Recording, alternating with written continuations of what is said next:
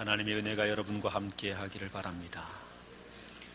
참 제가 목사는 잘했는데 목사하면서 후회되는 게 하나가 있습니다. 성가대원을 죽어도 못한다는 거, 이게 후회가 되는 것 가운데 하나죠. 이런 대곡을 들을 때마다 야, 나도 저런 노래 좀 같이 불러봤으면 좋을 텐데 이런 생각들을 합니다. 귀한 찬양을 준비해 주신 우리 성가대, 그리고 솔로해 주신 우리 80대셔서 처음 하시는 것입니다. 우리 장로님 감사를 드리고 하나님께서 크게 영광을 받으신 줄로 믿습니다.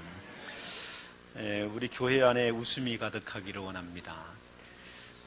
지난주에 제가 오늘 또 다른 걸 준비하려고 그랬습니다. 다른 거 제가 준비해 온 게 있는데 누가 그러더라고요. 일단 했던 걸 좀 많이 해야 된다고. 했던 걸 좀 익숙하게 많이 해야 되지. 좀 하다가 다른 거 바꾸면 또 헷갈리고 잊어버리니까 했던 걸 계속 하자고. 싱글벙글 한번 더 하겠습니다. 싱글벙글 한번 같이 하고 그리고 말씀을 듣겠습니다. 율동은 다 아시죠? 가사 띄워주실 수 있죠? 막 찾고 있는 중이네. 센스가 없어. 이게 딱 알고 있어야 되는데. 싱글벙글 가사도 아실 테고 반주는 준비가 됐고 시작 한번 해보겠습니다.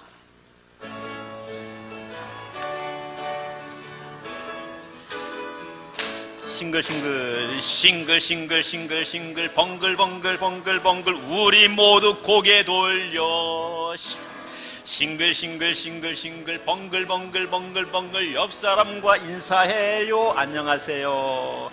싱글 라라라 벙글 싱글 벙글 해 싱글 라라라 벙글 싱글 벙글 해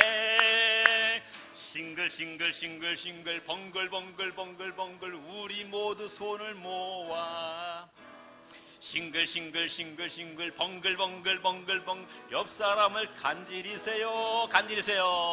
싱글 라라라 벙글 싱글 벙글 해 싱글 라라라 벙글 싱글 벙글 해 싱글 벙글 우리 모두 입을 모아 싱글 벙글 하나님을 찬양해요. 할렐루야. 싱글 라라라 벙글 싱글 벙글 해 싱글 라라라 벙글 싱글 벙글 해. 할렐루야. 여러분에게 기쁨이 가득하기를 바랍니다. 옆 사람 보고 웃어주세요. 우리가 서로 웃고 서로 사랑을 나누고 서로 행복한 그런 교회가 되기를 원합니다. 저는 예수를 믿으면서 여러 가지 생각들을 하는데 예수 믿는 것은 복이다 이런 생각을 참 많이 합니다. 예수 믿는 것만 복이 아니라 예수님이 복이다 이런 생각을 해요. 세상 사람들은 돈이 복이다 이렇게 말할 겁니다. 그리고 무슨 권세를 얻게 되고 성공하면 복받은 사람이다 이렇게 말하죠. 성공한 사람 물론 복받은 사람임에 분명합니다. 돈 많이 번 사람도 복받은 사람임에 분명합니다. 그러나 그것은 진짜 큰 복은 아닌 것이죠. 그건 그렇게 중요한 복도 아닌 것입니다. 돈이 많은 사람들에게 물어보면 당신 행복합니까? 이랬을 때 물론 개중에는 행복하다 이렇게 말하는 사람들도 있지만 그렇지 않다 말하는 사람들 참 많습니다. 돈 때문에 괴롭다 이렇게 말하는 사람들도 많이 있습니다. 그런데 예수를 정말 잘 믿는 사람들에게 당신 행복합니까? 물어보면 누구나 대답합니다. 나는 예수님 때문에 너무나 행복하다 이렇게 이야기합니다. 왜 그러냐면 예수님은 그 자체로 복이 되시기 때문입니다. 예수님은 복의 원천이십니다. 복의 기원이기도 하고 복의 초월적인 복이기도 합니다. 우리가 상상할 수 없는 엄청난 복이 되는 것이죠. 그래서 예수님을 간직한 사람은 돈이 있어도 행복하고 돈이 없어도 문제 없습니다. 그래서 찬송이 있죠. 초가 삼간도 나는 만족한다고요. 초가 삼간이 그렇게 중요하지가 않습니다. 사람들 보기에 초가 삼간에 거하게 되는 것은 참 보잘것없다, 부족하다, 참 가난하니까 안 됐다 이렇게 말할지 모르지만 예수를 간직한 사람은 그것도 문제가 아닌 겁니다. 뭐 좋은 집에 산다 그래서 그것이 더 위대하고 더 멋있는 것도 아닌 거죠. 그냥 예수님이 나와 함께 하시면 그것 자체가 엄청난 복이 되기 때문에 그러합니다. 예수 그리스도를 믿고 살아가는 사람에게는 상상할 수 없는 하나님의 위로가 위로부터 내려오기 때문에 그러합니다. 예수 그리스도를 믿고 살아가는 사람에게는 세상이 주지 못하는 자유와 평안이 넘치게 되기 때문에 그러합니다. 예수를 믿고 살아가는 사람에게는 세상의 권세, 그런 것과 비교할 수 없는 하나님의 권세가 그의 손에 달려있게 되기 때문에 그러하죠. 그래서 저는 여러분 모두가 예수 그리스도를 믿음으로 그 은혜와 복을 다 누리며 살아가게 되기를 원합니다. 매일매일 행복한 삶이 되기를 원합니다. 매일매일 하나님이 허락하여 주시는 그 자유의 기쁨을 간직하며 사는 사람들이 되기를 우리 주님의 이름으로 축원합니다. 누가복음 2장에서는 예수님의 탄생에 대한 이야기가 기록되어 있습니다. 2장을 시작하면서 누가는 이렇게 기록하죠. 그때에 가이사 아구스도가 영을 내려 천하로 다 호적하라 하였으니, 이렇게 시작을 합니다. 예수님의 출생과 관련된 이야기를 말하는데 가이사 아구스도가 영을 내렸다. 그리고 그 명령이 무엇인가 하면 온 천하 모든 사람들은 다 호적을 해야 된다. 이렇게 명령을 내린 것입니다. 이 문구 자체에 어떤 의미가 있는가를 가만히 생각해 보면 지금 누가라고 하는 사람이 당시 로마의 고위 관료였던 데오빌로라는 사람에게 누가복음을 기록해서 보내게 되는 것이죠. 그러면 이 누가복음을 읽게 되는 수신자는 누군가 하면 데오빌로라는 로마의 고위 관료입니다. 그 로마의 고위 관료에게 로마의 황제에 대한 이야기를 말하고 로마의 황제가 온 천하의 호적의 명령을 내렸다는 이야기를 말하는 겁니다.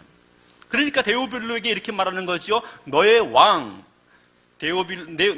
가이사 아구스도가 온 천하의 황제인 것으로, 황제로서 온 천하의 명령을 내리던 그때에 예수님이 태어나셨다 하는 그런 이야기를 말합니다. 그런데 예수님의 태어나심에 대한 이야기를 말하는데 로마의 황제가 태어날 때는 있을 수도 없었던, 아니 있지도 않았던 엄청난 사건에 대한 이야기를 전개해가지요. 예수님의 태어나심에 대한 이야기를 말하는데 하늘의 별들이 찬란하게 움직이기 시작합니다. 아니 전과는 다른 별들의 운행들이 있게 됩니다. 그리고 예수님의 탄생하게 된 그날에 하늘의 천사들이 하늘로부터 땅 위에 내려오게 되고 그들이 하나님의 영광, 하늘의 영광을 가지고 하나님을 찬송하죠. 한두 명의 천사가 내려오게 된 것이 아니라 수많은 천군과 천사들이 하늘로부터 내려와서 하나님의 영광을 찬양합니다. 그리고 이 땅에 태어나신 아기 예수는 하나님께서 이 땅에 보내신 메시아라는 사실을 증거하게 되죠. 온 천하의 구주로 오신 분이라고 하는 사실을 말합니다. 지금 데오빌로는 이 글을 읽으면서 충격을 받지 않을 수가 없는 것입니다. 왜냐하면 그는 자기에게 있어서 유일한 황제는 로마의 가이사가 유일한 황제인 것입니다. 그런데 그 황제의 출생과 비교할 수 없는 엄청나고 찬란한 영광 가운데 아기 예수님이 탄생하게 됐다는 거죠. 누가가 이 서신을 기록하여서 데오빌로에게 주었을 때 데오빌로는 혼란에 빠지는 겁니다. 로마 황제보다 더 높은 황제가 있다는 얘기야? 우리는 지금 로마가 다스리고 있는 이 시대를 살아가고 있는데 로마 황제 말고 다른 황제가 있다는 말이야? 그러면 그놈들 반역자들이네 하는 생각을 할 수 있는 일이죠. 그리고 또 한편 데오빌로는 이런 생각을 할 수 있을 것입니다. 아니 하늘로부터 그렇게 놀라운 영광 가운데에 온 세상의 구주가 태어나셨다고 한다면 나는 누구를 주군으로 모시고 살아가야 될 것인가? 로마의 가이사를 주로 모시고 살아가야 될 것인가? 아니면 나는 예수를 주로 모시며 살아가야 될 것인가에 대한 고뇌에 빠지게 되는 것이죠. 누가는 이쯤에 다시금 예수님의 출생과 관련된 이야기를 계속해서 기록해 갑니다. 그것이 오늘 본문에 소개된 것이죠. 난지 8일이 되었을 때 예수님은 할례를 받게 되시면서 그의 이름을 예수라고 하는 이름으로 분명하게 나타내셨습니다. 그리고 이제 유대인의 정결 예법을 따라서 예루살렘 성전에 올라와서 정결의 제사를 드리게 되고 여러 가지 정결 예식들을 행하여 가게 되었다는 이야기를 말합니다. 그런데 이와 같은 정결 예식들이 진행될 때에 시므온이라고 하는 분과 안나라는 분이 이 아기 예수님을 만나면서 엄청난 기쁨과 감격과 행복에 사로잡히게 됐다는 거예요. 그리고 하늘의 하나님을 찬양하며 그들이 하늘로부터 엄청난 위로를 받게 되었다는 사실을 이 본문 안에 기록해 주고 있는 거죠. 그러면서 데오빌로에게 이렇게 말하고 있는 겁니다. 예수님께서 이 세상에, 온 세상의 구주로 오셨다는 사실을 발견한 사람은 참된 행복을 간직한 사람이 되고 자유를 갖는 사람이 되고 하늘의 위로를 갖는 사람이 되고 그의 입에 감사가 넘치는 삶이 되었다. 그는 정말 복된 사람이 되었다. 이렇게 말하고 있는 것입니다. 예수 그리스도를 구주로 왕으로 모시는 사람은 복된 사람이 된다는 겁니다. 저는 여러분 모두가 이 사실을 분명하게 깨닫고 매일매일의 삶 속에서 예수 그리스도가 여러분의 왕으로 고백되어지기를 원합니다. 그리고 예수 그리스도로 말미암아 오늘 본문의 시몬과 안나가 감사와 기쁨과 행복과 그들이 자유의 해방을 얻게 된 것처럼 이 놀라우신 하나님의 축복을 다 누릴 수 있게 되기를 우리 주님의 이름으로 축원합니다. 예수 그리스도께서 왕이심을 믿고 고백하는 것은 엄청난 복이 됩니다. 시몬과 안나 이 두 사람은 그들은 복된 사람이 된 것이지요. 세상에 많은 사람들이 예수님이 주 되심을 믿지 못하고 살아갑니다. 세상의 것을 그들의 주군으로 모시고 살아가지요. 그래서 그것들을 끊임없이 따라갑니다. 우리가 살고 있는 이 세상에 많은 사람들은 많은 물질들에 대하여서 그것을 주로 모시고 살아갑니다. 물질을 추구합니다. 소유의 풍성함을 추구합니다. 그것을 위해서라면 체면도 없습니다. 그것을 위해서라면 양심도 없습니다. 그것 때문이라면 인정도 없습니다. 그냥 물질을 추구합니다. 돈 많은 놈이 장땡이야 이러면서 살아가는 거지요. 세상에 권력을 얻는 것을 위해서라면 형제도 없고 이웃도 없습니다. 적도 없고 친구도 없습니다. 무조건 내가 권세를 얻게만 되면 되는 거지요. 그런 것들을 추구하면서 살아갑니다. 그런데 그렇게 사는 사람들에게 자유가, 그렇게 사는 사람들에게 기쁨이, 행복이 있겠습니까? 그렇지 않습니다. 인류의 경험적으로 보게 될 때 사람들이 추구하며 살아갔던 그 모든 것은 결국 사람을 얽매는 것이 되고 맙니다. 며칠 전에 집에 식탁을 하나 바꿨습니다.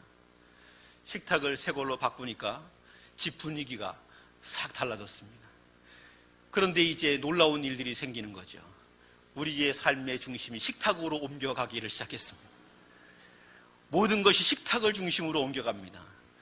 식탁이 깨끗해야 되기 때문에 청소해야 됩니다.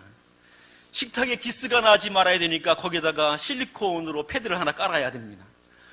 깔아놓고 보니까 또 허전한 데가 있습니다. 또 거기다 화분을 하나 얹어놔야 됩니다. 이런, 지금 우리가 식탁의 주인인지 식탁이 우리의 주인인지 오락가락해지기를 시작하죠. 사람들이 그렇게 됩니다.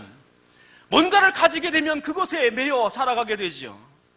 예전에 차가 없던 시대에 자동차를 하나 갖게 되면 온 식구들이 자동차에 매달려 살아갑니다. 아침 저녁으로 차를 닦아대기 시작하죠. 반질반질 닦아댑니다. 광택을 냅니다. 그리고 누군가가 뭔 묻혀놓기만 하면 어떤 놈이 이거 묻혀놨느냐고 하면서 온 동네 난리가 나죠. 저희 아버님 같은 경우는 차를 사고 얼마나 좋으셨는지 그걸 씌우는 걸 씌워놨어요. 그리고 새벽 기도 갔다 오시면서 뚜껑을 열어가지고 지저분한 거 있으면 양복 입은 채로 이렇게 닦으시는 겁니다. 아니, 양복으로 차를 닦는 건 아니죠. 그렇죠? 그런데 그렇게 된다는 겁니다. 뭔가 좋은 것을 갖게 됐다 그러면 그것에 사람들이 매여 살게 됩니다. 권세를 갖게 돼요. 권세를 가지면 그 권세를 통해서 그가 자유롭고 행복한 삶을 사는 게 아니라 오히려 그는 권세의 종이 됩니다. 돈을 많이 갖게 되면 그 돈을 많은 것 때문에 그는 자유롭게 될 것 같지만 아니요. 그 사람은 돈의 노예가 돼서 평생을 돈돈거리다가 살아가게 되어 있습니다. 자녀를 사랑한다 그래서 자녀에 매여 있는 사람은 죽을 때까지 자녀 이러다가 그의 인생이 자유롭지도 행복하지도 못한 채 살아가는 일들도 허다하게 많습니다. 그래서 오늘 이 시대 가운데 수많은 사람들이 지혜롭게 사는 것은 그런 것들을 내버리는 것이라 이렇게 말하게 되죠. 그런데 내버리는 것이 쉽습니까? 안 됩니다. 왜 그런가 하면 주인의 문제가 달려있기 때문에 그렇습니다. 우리 인생은 누군가를 반드시 주인으로 모시며 살아가게 되어 있는 사입니다. 어떤 사람은 물질을 주인으로 섬기며 살아가고, 어떤 사람은 권세를 주인으로 섬기며 살아가며, 어떤 사람은 자기의 자아와 자기의 욕망과 자기의 자존심을 주인으로 모시며 살아갑니다. 그런데 이렇게 살아서는 그런 복된 삶을 살아갈 수가 없는 겁니다. 복된 자가 되려고 하면 진짜 복이 우리에게 들어와야 하는 거죠. 예수 그리스도 그분을 우리의 왕, 우리의 주로 모시고 살아갈 때 우리는 참된 자유와 복을 얻게 된다는 겁니다. 본문은 그것을 우리에게 말씀하고 있는 것이고, 누가는 지금 데오빌로에게 그와 같은 사실을 말하는 것이죠. 내가 지금 데오빌로, 너는 지금 가이사의 종으로 살아오지 않았느냐? 가이사의 주군으로, 가이사를 주군으로 모시며 살아오는 동안에 너는 정말 자유한 사람이었느냐? 너는 정말 기쁨이 넘치는 사람이었느냐? 너는 행복한 사람이었느냐? 너는 가이사의 그저 종인 자가 되어버리고 말지 않았느냐? 그러나 아기 예수님 탄생하셨을 때에 그 탄생하신 아기 예수님을 주인으로 발견하게 되고 주로 모시고 살게 됐던 시므온과 안나, 이 두 노인은 참으로 행복한 자가 되어졌고 자유한 자가 되어졌고 하늘의 위로를 간직한 사람이 되었다. 너는 무엇을 선택해야 되겠느냐? 누가는 이것을 질문합니다. 그리고 오늘 우리에게 요구하죠. 주 예수 그리스도를 우리의 주로 모시고 사는 자이어야 한다는 것이죠. 사랑하는 성도 여러분, 우리는 이렇게 행복한 사람 될 수 있기를 우리 주님의 이름으로 축원합니다. 예수 그리스도를 주로 모시며 살아가게 되는 것, 예수 그리스도를 참된 메시아로 모시며 살아가게 되는 것, 그것은 결코 쉬운 일이 아닙니다. 우리가 수고하고 노력한다고 예수님이 주인이시다 이렇게 알아지는 것도 아닙니다. 우리가 무슨 어떤 일을 한다 그래서, 어떻게 판단한다 그래서, 어떤 경험을 가지고 있다 그래서 예수님이 주인이시다 하는 것이 깨달아지고 고백되어지고 그것에 대한 감동이 있게 되는 것은 아닙니다. 난지 8일 만에 예수님은 할례를 받으시고 정결의 예식을 따라서 성전에 올라가시게 됐습니다. 성전에 올라가셨을 때 예수님은 정결 예법을 따라서 여러 사람들의 인도를 받아서 아마 정결의 예식들을 행하게 됐을 것입니다. 그때 제사장도 만나게 됐을 것이고 사도계인들도 만나게 됐을 것이고 많은 레위인도 만나게 됐을 것이고, 어린 아기가 성전에 올라가게 될 때에 성전에 올라가던 수많은 사람들이 아기 예수님을 보게 됐을 것입니다. 그런데 그들 가운데 어느 누구도 이 아기 예수가 온 인류의 구주가 되신다는 사실을 고백하면서 그것으로 인하여 기뻐한 사람은 없습니다. 많은 사람들이 분명히 보았을 것입니다. 많은 사람들이 만났을 것입니다. 인사했을 것입니다. 어린 아기 예수를 바라보면서 애기 귀엽다고 예쁘다고 칭찬하기도 했을 것입니다. 그런데 그 아기 예수 가운데 온 이스라엘의 구주가 되신다고 하는 이 놀라운 고백을 어느 누구도 발견하지 못하게 된 것이죠.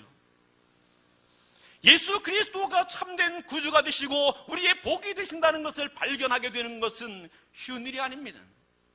세상의 사람들이 그와 같은 사실을 알고 발견하게 됐다면 예수 믿으러 나오지 않을 사람이 없습니다. 예수님이 복이라는 사실을 발견하지 못하니, 깨닫지 못하니 세상의 사람들이 예수 믿으러 나오지 않고 오히려 세상으로 가게 되는 것이지요. 예수 그리스도께서 구주가 되시고 복이 되신다는 사실을 발견하게 되면 그는 어느 누구든지 예수님 앞에 엎드릴 수밖에 없고, 어떤 환란이 다가오고 어떤 환경의 변화가 있어도 그것에 굴하지 아니하고 예수 그리스도를 주로 고백하며 사는 자가 분명히 될 것입니다. 누가는 오늘 이 누가복음을 통해서 데오빌로에게 이렇게 이야기하는 것이죠. 너도 예수의 주되심을 깨닫는 자가 되어야 한다. 그런데 그것이 쉬운 것이 아닌데 오늘 성경에 두 사람을 소개하는 겁니다. 성전에 올라오게 됐던 시므온과 안나, 이 두 사람은 아기 예수님을 봤을 때 다른 사람은 그저 모두가 다 한 아기에 불과하다고 한 그 예수를 메시아라고, 온 세상의 구주라고 발견하며 고백하는 사람이 될 수 있었다. 그 사람들처럼 되어야 한다. 시므온이나 안나처럼 너의 신앙과 삶이, 그의 인격이 이렇게 되어가게 되면, 그러면 하나님께서 너에게 예수님의 메시아 되심을 발견하고 깨닫게 해주신다고 하는 사실이죠. 본문에 소개되어 있는 시므온과 안나, 어떤 사람들입니까? 그들은 어떻게 살았습니까? 우리는 그것에 대하여 주목해 보아야 하고, 그리고 그들의 삶을 통해서 우리는 어떻게 살게 될 때에 하나님께서 예수님의 메시아이심을 우리로 하여금 정말 깨닫게 해주시는가를 발견하고 그 길을 걸어갈 수 있어야 합니다. 본문에서 시므온과 안나의 특징은 크게 두 가지 내용입니다. 본문 25절과 36절, 37절에서 시므온과 안나에 대한 이야기를 말하죠. 25절 같이 한번 읽겠습니다. 시작. 예루살렘에 시므온이라 하는 사람이 있으니 이 사람은 의롭고 경건하여 이스라엘의 위로를 기다린 자라. 그 성령이 그 위에 계시더라. 36절과 37절도 같이 읽겠습니다. 시작. 또 아셀 지파 바누엘의 딸 안나라 하는 선지자가 있어 나이가 매우 많았더라. 그가 결혼한 후 7해 동안 남편과 함께 살다가 과부가 되고 84세가 되었더라.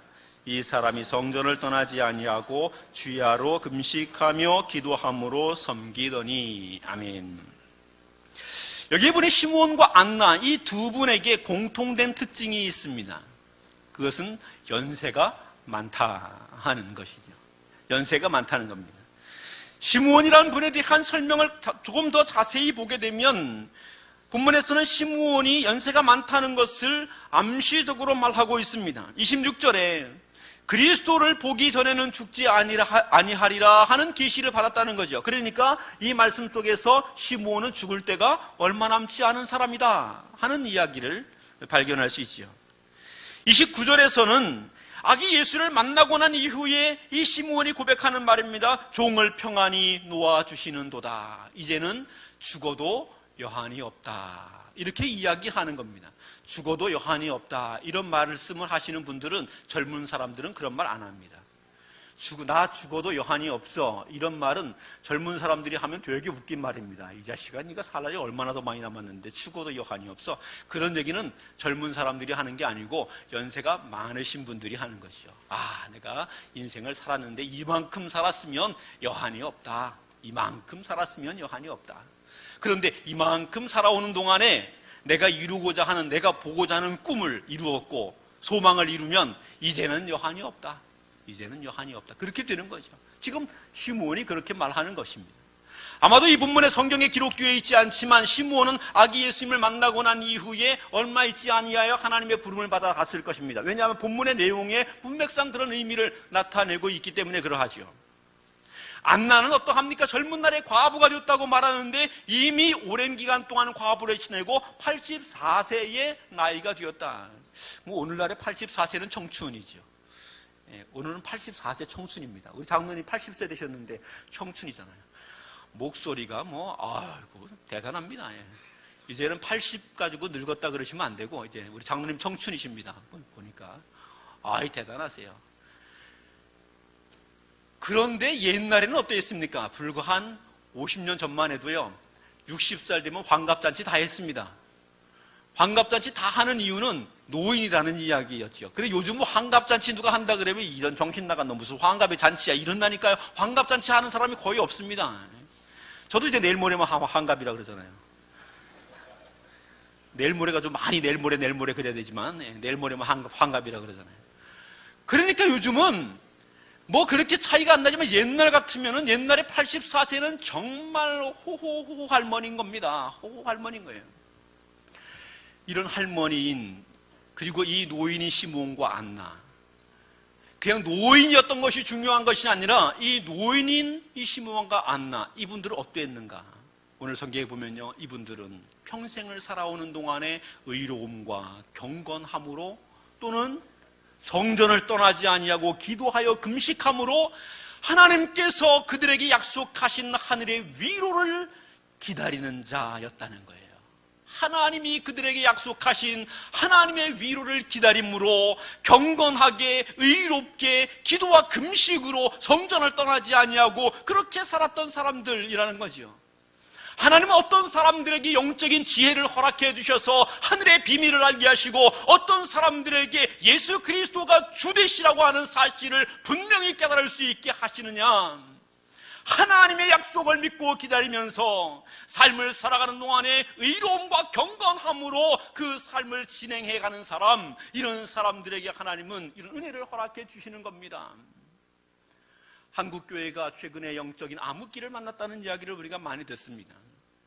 교회가 부패하여 병들었다는 이야기도 많이 듣습니다. 그래서 심지어는 교회 가운데 희망이 없다 이렇게 말하는 사람들도 있습니다. 왜 교회가 이렇게 어두운 시대를 맞이하게 됐습니까? 왜 영적인 지각을 갖지 못하게 되고 세상 가운데 영적으로 선구자적인 역할을 못하게 됐습니까? 영적으로 왜 어두워지게 됐습니까? 오늘 성경을 보면 이것이 드러나게 됩니다. 시므온과 안나는 오랜 기간 동안에 그들이 늙어 하나님의 부름을 받아가게 되는 그 순간까지도 낙심하지 아니하고 하나님께서 그들에게 허락하여 주신 하나님의 약속을 바라보면서 하나님의 위로를 기다리고 경건과 의로움과 기도와 금식으로 살아갔는데 지금 한국 교회 가운데 이런 일들이 있느냐 하는 거예요. 이런 일들이 사라지고 있습니다. 한국교회 성도들에게 경건과 의로움이 사라지고 있습니다. 한국교회 성도들이 기도와 금식이 사라지고 있습니다. 한국교회 성도들이 하나님 앞에 모여 예배하는 일들을 소홀히 하는 일들이 일어나게 되고 있습니다. 그러니 하나님께서 우리 가운데 허락하여 주시는 영적인 지혜가 충만할 까닭이 없지요. 그것이 있어야 하나님께서 우리에게 주시는 영적인 지혜의 풍성함으로 우리가 그리스도 예수를 발견하게 되고 그리스도 예수 가운데 하나님의 위로를 발견하게 되고 그리스도 예수 안에서 하나님께서 우리에게 베풀어 주신 놀라우신 복들을 발견하게 되고 이것을 가지고 감사로 하나님을 찬송하며 기뻐할 수 있게 되는데 우리에게 이런 것들이 사라져 버렸기 때문이죠. 오늘 우리는 누가를 통하여서 우리에게 전해주시는 하나님의 말씀에 귀를 기울여야 합니다. 시므온과 안나 우리의 위대한 신앙의 선배들이 어떻게 살았는지를 다시금 우리의 마음속에 새겨야 합니다. 그리고 우리의 삶을 살아가는 동안에 하나님의 복되시다고 하는 사실을 믿고 하나님을 기다림으로 매일매일의 삶의 경건과 의로움으로 하나님께 예배하며 기도하며 금식하는 모습으로 우리의 삶을 살아갈 수 있게 되기를 원합니다. 우리가 그와 같은 모습이 되면 하나님은 우리에게 우리 지혜를 열어주십니다. 우리로 하여금 예수 그리스도가 주 되심을 발견하게 하십니다. 그리고 그 놀라우신 은혜의 기쁨을 누릴 수 있게 하십니다. 우리는 이 은혜의 복을 누릴 수 있어야 하는 것이지요. 두 번째로 오늘 본문의 말씀해 보게 되면 시므온과 안나가 어떻게 그리스도 예수의 메시아 되심을 발견하며 그 일을 통하여 감사하고 기뻐할 수 있게 됐는가에 대한 설명을 하는데 이런 이야기를 말합니다. 시므온이 그 위에 성령이 계시더라 이렇게 말해요. 성령이 그 위에 계시더라. 26절 말씀에서는 성령의 지시하심을 받았더니 이렇게 이야기합니다. 또 성전에 올라가게 될 때 성령의 인도하심으로 성전에 올라가게 됐다고 이야기하지요. 시므온은 성령에 충만한 사람이었다는 말입니다. 안나는 그러면 어떡합니까? 안나에 대한 설명은 성령의 충만함 이런 표현은 없습니다만 안나에 대해서는 또 명확하게 한 말씀 했습니다. 그는 선지자라 이렇게 이야기했습니다. 선지자라고 하는 이 말의 뜻이 이런 것이에요. 성령에 충만한 사람이라는 말이죠. 성령에 충만하여서 하나님의 예언과 하나님의 계시의 말씀들을 능히 밝히보며 그것을 사람들에게 전파하는 사람이라는 것이지요. 그런데 이 안나를 향하여 설명하기를 그는 선지자라 성령에 충만한 사람이라 이렇게 이야기하는 것이지요. 하나님의 비밀을 깨닫게 되는 것이 무엇으로 가능하게 되는가? 성령의 충만함이 있어야 가능한 것이죠. 다른 것으로 가능하지 않습니다. 하나님의 비밀된 계시를 알게 되는 것, 우리의 지식으로 우리가 똑똑해서 IQ가 높아서 우리가 많은 경험을 해서 알 수 있게 되느냐? 아닌 겁니다. 그런 것으로 아는 것이 아니에요. 세상에 똑똑한 사람이 얼마나 많습니까? IQ가 높은 사람이 얼마나 많습니까? 수많은 사람들이 과학으로 석학이 되며 인류에 많은 기여를 하지만 많이 기여를 했던 그 사람들 가운데 하나님을 부인하는 사람이 얼마나 많이 있습니까? 그런 것으로 하나님을 아는 것이 아닙니다. 그런 것으로 예수님의 주 되심을 발견하게 되는 것이 아닙니다. 예수님의 주 되심을 발견하게 되는 것은 성령이 그 위에 머물러 있어야 합니다. 우리가 성령에 붙들림 바 되어야 합니다. 성령의 인도를 받는 사람이 되어야 합니다. 그래야 우리가 예수님의 주 되심을 발견하고 깨달을 수 있는 사람이 되는 것이지요. 성령 없이 신학을 공부하게 되면 학자는 될 수 있을지 모르지만 신자는 될 수 없습니다. 신학교에 입학한 사람들 가운데 은혜 충만해서 하나님의 소명을 자각하고 신학교를 가지요. 그럼 신학을 공부하면 그 은혜가 점점 더 충만해져야 되지 않겠습니까? 그 신학생들에게 한번 물어보셔요.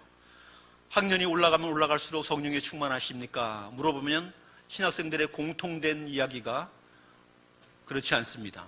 신학교 입학할 때는 목사의 신앙으로 입학한대요. 1학년이 되고 나면 1학년 과정을 마치면 장로의 신앙이 된대요. 그 다음에 2학년 과정을 마치면 집사의 신앙이 된대요. 3학년 마치고 나면 평신도의 신앙이 된대요. 4학년을 마치고 졸업할 때가 되면 불신자의 신앙이 돼서 나오는데요. 아니, 신학을 공부하고 성경을 배우는데 왜 그렇게 됩니까? 목사의 신앙으로 들어갔으면 졸업할 때쯤 되면 목사 아니라 선지자 사도의 신앙은 되어 있어야 되는 것 아닙니까? 그런데 왜 이렇게 됩니까? 그들이 학문을 공부하면서 석사도 되고 박사도 되고 교수도 되는데, 그런데 그들 가운데 구원의 기쁨도 감격도 없는 경우가 많습니다. 왜 그런가 하면 지식으로는 공부하지만 성령의 인도하심이 없으면 그 기쁨과 감동은 도무지 발견할 수 없는 겁니다. 이게 신앙의 놀라운 비밀인 거예요.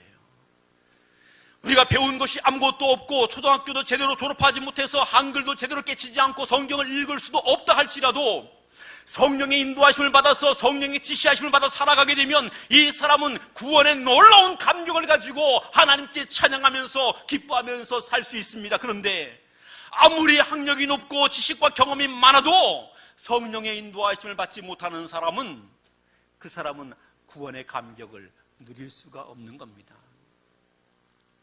그래서 성령에 충만해야 되는 거죠. 그 성령 충만은 어떻게 해야 가능하냐?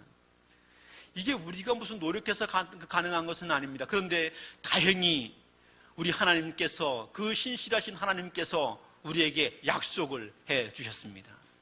구하는 자에게 성령을 주시지 않겠느냐, 약속을 해 주셨습니다. 구하는 자에게 하나님께서는 성령을 주시겠다고 약속을 했습니다. 그러니까 우리는 이 약속을 믿으면서 하나님께 성령을 구하는 겁니다.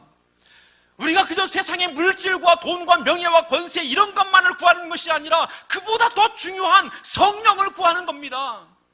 예수님께서 우리에게 기도를 가르치시면서 먼저 그 나라와 그 일을 구하라고 말씀하시죠. 세상의 물질을 구하지 말고, 세상의 의복을, 좋은 집을 구하지 말고 그 나라와 그 일을 구하라고 말씀하시죠. 그러면 이 모든 것이 더하여 너에게 있겠다. 이 말씀은 성령을 구하라는 말씀과 다름이 없습니다. 제자들을 이 땅에 남겨두시면서 하늘로 승천하시게 되시는 예수님, 제자들에게 이렇게 당부합니다. 너희는 예루살렘을 떠나지 말고 아버지의 약속하신 것을 기다리라, 성령을 기다리라, 이렇게 말합니다. 그리고 제자들은 모여서 기도함으로 성령을 간구하게 됐지요. 그리고 성령의 충만이 그들에게 임하게 됐을 때 그들은 당시 유대의 대제사장이나 바리새인이나 랍비나 서기관들, 이 사람들보다 훨씬 뛰어넘는 영적인 능력과 권세를 가지고 하나님의 구원의 감격을 누리는 자가 될 수 있었지요. 오늘 우리 교회 가운데는 성령의 충만이 필요합니다. 저는 여러분 모두가 성령 충만의 은혜를 다 누리게 되기를 바랍니다. 성령이 여러분 가운데 함께 하심으로 하나님의 비밀을 알고, 성령이 여러분 가운데 충만함으로 하나님의 권세가 있고, 성령이 여러분 가운데 충만함으로 그리스도 예수의 그 십자가의 놀라운 사랑이 우리 영혼 깊이에서 샘솟듯이 폭발적으로 올라오게 되는 그 감동의 물결이 우리 가운데 있게 되기를 바랍니다. 이런 것들이 우리에게 있으면 주님이 주시는 한없는 평안이 넘치는 거죠. 우리의 입에 감사가 끊어지지 않게 되는 것이죠. 말씀을 맺겠습니다. 사랑하는 성도 여러분, 누가는 예수 그리스도의 탄생에 관한 기록을 하면서 예수님은 온 세상의 구주가 되시고 참된 왕이 되신다는 사실을 선포합니다. 이 사실을 깨닫는 사람만이 감사와 감격이, 행복이, 기쁨이 있다고 말합니다. 그리고 이 사실을 깨닫는 것은 시므온과 안나처럼 하나님의 위로를 기다림으로 경건과 의의 삶을 살아가는 것, 성령의 충만을 사모하고 성령의 인도하심을 따라 살아가게 되는 여기에 예수 그리스도의 왕되심을 발견하는 비밀이 있다고 하는 사실을 이야기합니다. 저는 우리 교회 모든 성도들이 하나님께서 허락하여 주시는 큰 행복이 매일의 삶에 넘치게 되기를 원합니다. 다른 것으로 불가능합니다. 주님이 우리의 주로 고백되어야 합니다. 예수님이 우리의 주인으로 고백되고 또 체험되고 간증되어야 합니다. 다른 비밀은 없습니다. 주의 위로를 기다림으로 경건과 의의 삶을 사시기를 바랍니다. 우리의 삶을 사는 동안에 성령을 사모하고 그 성령의 인도함을 받아 사시기를 바랍니다. 그래서 우리 모두가 오늘 시몬과 안나가 간직한 이 놀라운 행복을 다 경험하게 되기를 우리 주님의 이름으로 축원합니다.